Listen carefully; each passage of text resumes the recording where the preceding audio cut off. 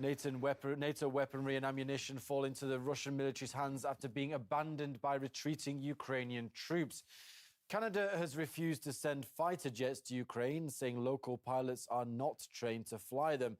That's as Kyiv demands more military supplies from Washington and more sanctions against Moscow.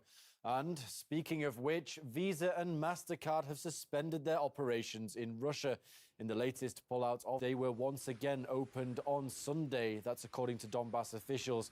This video allegedly shows buses heading from the western city of Zaporozhye to Mariupol to take part in the evacuation. Donetsk authorities claim around 300 people were evacuated, and that's before both sides blamed each other for a violation of the ceasefire. Saturday's safe exit routes were closed for the same reason, leaving those who hoped to flee devastated. Их просила на коленях с племянником. А можно пройду? Просто идет уничтожение. Специальное уничтожение. In other parts of Ukraine, fighting is ongoing. According to the Russian Defense Ministry, Lugansk forces continue their offensive actions, while the troops of the Donetsk Republic have established control over a few settlements on the border that was previously under Kyiv's control. The Russian Defense Ministry has confirmed Russian forces struck a Ukrainian Air Force airfield near the city of Vinnytsia. Local authorities have published this footage of a fire on the airfield's territory. Moscow has said that Russian armed forces continue to target Ukrainian military infrastructure, continuing what it calls the demilitarization of the country. The Defense Ministry has shared this footage of airborne units in the Kyiv region. Now let's take a look at a Ukrainian military base in the Kherson region, which Russian forces have taken control of. Abandoned tanks, cars, armoured personnel carriers, and equipment which servicemen left behind while retreating can all be seen here. Our senior correspondent Murad Gazdiev is there. We're now at a Ukrainian military base in the province of Kherson. This base was abandoned very quickly by Ukrainian troops. There wasn't much of a fight here. They left their equipment. These are, for example, T-64 tanks, all of them in working order. They're now being evacuated from here by the Russian military, which has taken over. Where they're being taken, we haven't been told, but again, these are tanks all in working order. Over there's an arsenal, so small arms, rocket-propelled grenades, vast quantities of ammunition also left behind. You can see armored personnel carriers, as well as all manner of trucks that have been left here. Where all these Ukrainian troops have gone is something that nobody knows. They may have mingled with the civilian population or moved further west towards where the front lines are and where certain Ukrainian elements of their military are still putting up a fight. And this is a vast Ukrainian military field camp that was abandoned by the troops.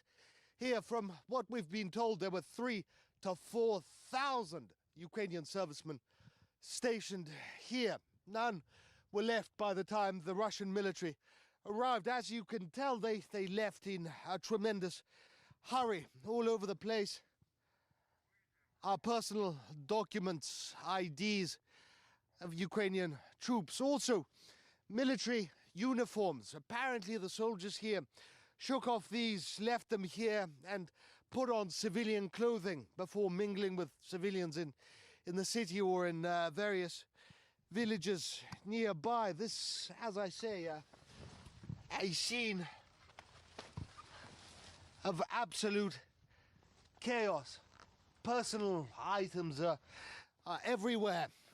We have also been told that the troops here were abandoned by their own leadership, that they weren't made aware that Russian forces were advancing, and they only learned this from news reports and from conversations with locals. Again, this place is absolutely vast. These tents, rows and rows of tents, stretch for hundreds of meters. Here's also a huge ammunition dump of the Ukrainian military. There are crates packed with various ammunition, explosives all over the place. 122 millimeter mines, mortar rounds, a tank shell, along with the charge, for example. In this protected depot are even more explosives. For example, guided missile canisters, rows and rows of them, as well as here you have the explosive heads, the detonators for mines. Over in these crates, 80 millimeter mortar rounds, and again, this stretches into the distance, crates and crates of various bullets, mines, and much more. It isn't safe here. It is believed that at least the ammunition dumps, that they are mined, that there are booby traps and explosives. A surprise for Russian troops. Combat troops to Ukraine. We have no hostility toward the Russian people, and we have no desire to impugn a great nation and a world power. The European Union is definitely not at war with Russia. European funds will not be used to finance the delivery of combat aircraft to Ukraine. Meanwhile, Vladimir Putin spoke to French President Emmanuel Macron, assuring him Russian troops have full control over Ukraine's nuclear power plants. He has also stressed to his Turkish counterpart the operation in Ukraine will end as soon as Kyiv stops fighting, saying Moscow's terms must be met and that stalling negotiations would be counterproductive. This organization PKK in the north of Syria. It is a contradiction being a NATO member, but being a NATO member, we have been threatened by NATO for the last 50 years, including with NATO allies supporting terror organizations inside Turkey and along Turkey's borders. This is not a conflict between Ukraine and Russia. This is a conflict between NATO expanding towards what I would call Eurasian countries. Currently, it's Russia, but tomorrow it will be Turkey. The world in that context means the world free to join NATO and to accept US dominance within the alliance. So he's defending actually Ukrainian government's freedom to submit itself to NATO control and dominance. So this is a serious conflict, and we are called unipolar world. They are trying hard to organize this unipolar, and they are trying to keep up. Moreover, last summer they took part in practicing a nuclear bombing of the Russian territory from the airspace of Ukraine. The fact that the Kyiv regime had agreed to such absolutely provocative actions means only one thing: that Russia should launch a retaliatory nuclear strike on the territory of Ukraine, meaning President Zelensky exposed his own country to this strategic danger. The exercises were conducted not only by the Americans but also by the British and other NATO countries, but none of its leaders have ever said they were ready to defend Ukraine. Their task was to drag Ukraine into a war with Russia and to simply pull chestnuts out of the fire. I was always saying that it's possible to negotiate only with those who have the will, desire and ability to negotiate, who have the opportunity to give orders to the troops. Zelensky gave the command, but no one began to carry it out. They began to come up with excuses. If NATO had not been spreading so aggressively to Russia's borders, everything could have been adjusted. And now the hatred towards Russia is being inflated. If you watch any Western TV channel, you'd be surprised by the madness of people creating fakes, which are then embedded in the consciousness of citizens. And then people are bringing to power some insane idiots. I have seen the level of European politicians degrading. They're getting crazier and more irresponsible.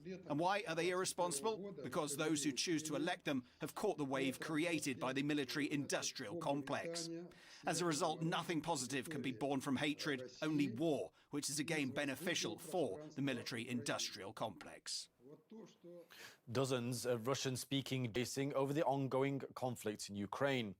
Now, they gathered in front of Berlin's Brandenburg Gate to highlight abuse they suffered by their children, many of whom have now become the subject of attacks for their Russian background. Due to the serious violation of international law by the obviously mentally disturbed autocrat Putin, we refuse to treat Russian patients with immediate effect.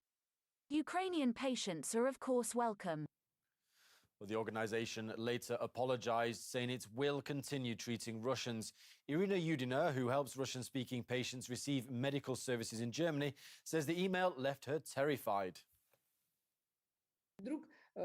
Suddenly, I received a letter from a professor of genetics at the university clinic with whom we just recently in Germany. Its general meaning is that the terrible Putin started this operation and this is unacceptable to anyone. But you see, we don't belong to any military operations. We treat people.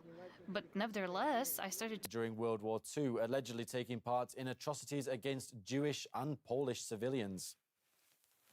The PBS interview with a Ukrainian ultranational. It's Anderson Cooper presenting a feature on how Molotov cocktails are prepared and used, while others have shared images on Twitter highlighting the best way to target Russian vehicles with firebombs. All that despite some sectors of Ukraine's ultra-right being condemned by Western states. Back in 2015, the US banned providing the Azov battalion with training and ammunition due to its links with Nazi ideology. The ban was later lifted. Recently, the US National Public Radio interviewed its foreign fighters chief. Fighters who come from Europe to Azov battalion. This is my group.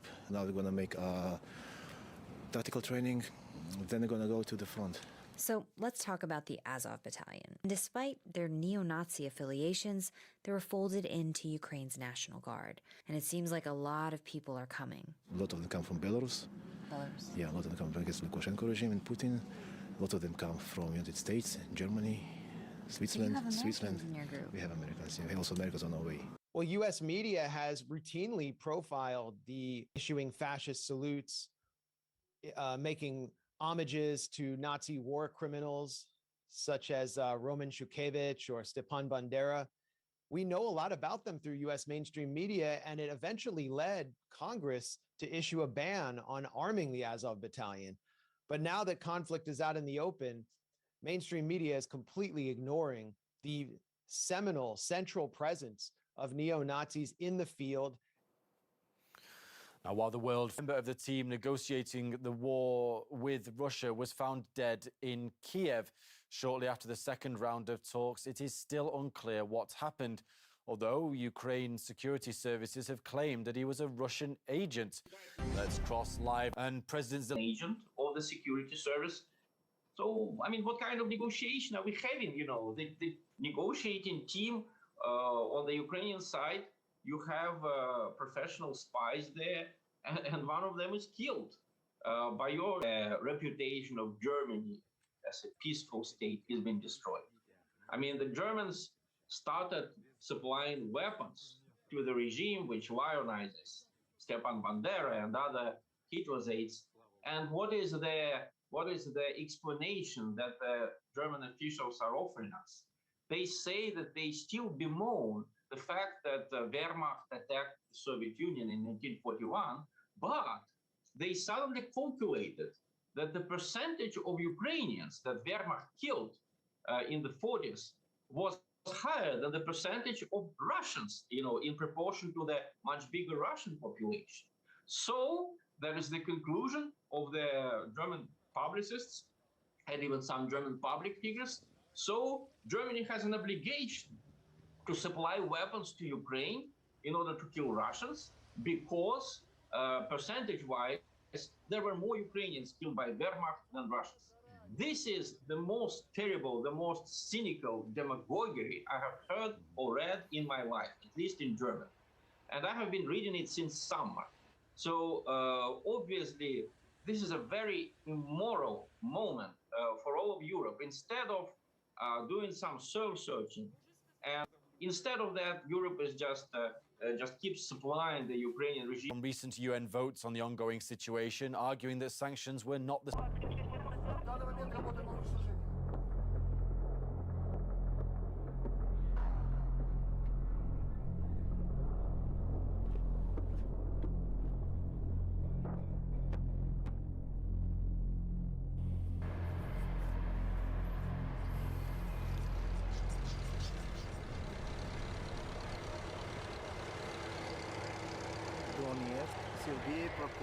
International Airport.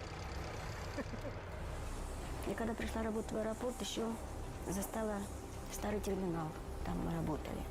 На наших глазах строился новый терминал. И в мае 2012-го было открытие нового терминала, первый рейс. Присутствовала администрация города,